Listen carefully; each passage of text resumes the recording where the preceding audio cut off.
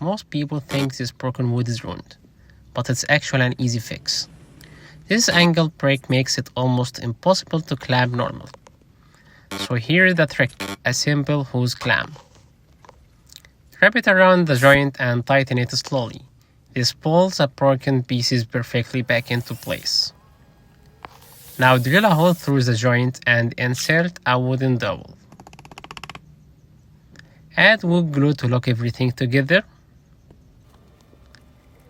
Tighten the clamp again so the glue spreads evenly inside the joint.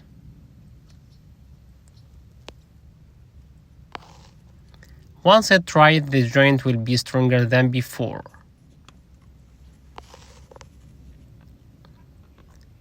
Simple trick, but it can save a lot of wood.